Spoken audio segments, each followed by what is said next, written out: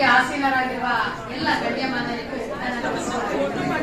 ಶ್ರೀ ಶ್ರೀ ಶಿವ ಸಿದ್ದೇಶ್ವರ ಸ್ವಾಮಿಗಳ ಪಾದಾರವಿಂದಕ್ಕೆ ನಮಸ್ಕರಿಸುತ್ತಾ ಈ ದಿನ ಜಗಜ್ಯೋತಿ ಬಸವೇಶ್ವರ ಜಯಂತ್ಯೋತ್ಸವ ಹಾಗೂ ಶಿವಕುಮಾರ ಸ್ವಾಮೀಜಿಯವರ 119ನೇ ಜಯಂತಿ ಹಾಗೂ 3 ಕೃತಿಗಳ ಬಿಡುಗಡೆಗೆ ನನ್ನ ಶುಭಾಶಯಗಳು.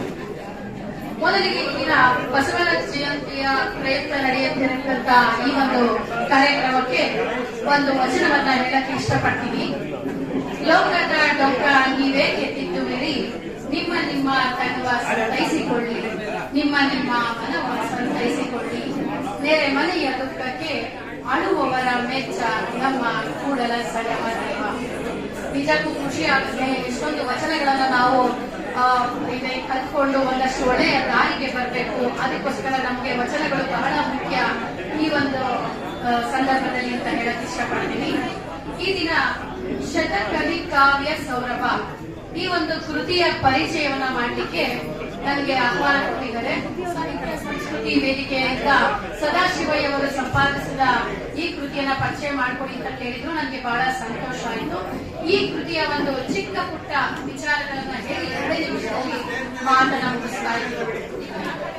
ಸಂಪದ ಸಾಲು ಪತ್ರಿಕೆ ಹಾಗೂ ಸಾಹಿತ್ಯ ಸಂಸ್ಕೃತಿ ವೇದಿಯ ಸಹಯೋಗದಲ್ಲಿ 19 ಮತ್ತು 21ನೇ ತಾರೀಕು ಜರುಗಿದಂತಹ ಶತಕವಿಗೋಷ್ಠಿಯಲ್ಲಿ ನಡೆದಂತಹ ಕವಿತೆಗಳನ್ನ ಒಂದು ಪುಸ್ತಕವನ್ನ ಮಾಡಲಾಗಿದೆ. ಬಹಳ ಉತ್ತಮ ಪುಸ್ತಕ ಅಂತ ನಾನು ಹೇಳಕ್ ಇಷ್ಟಪಡ್ತೀನಿ. 125 ಕವಿತೆಗಳ ಪ್ರಕಟಣೆ ಆಗಿದೆ. ಕೃತಿಯ ಸಂಪಾದಕರಾದ ಶ್ರೀ ಸದಾಶಿವಯ್ಯ ಜರಗನಹಳ್ಳಿ ಅವರಿಗೆ ಅಭಿನಂದನೆಗಳು.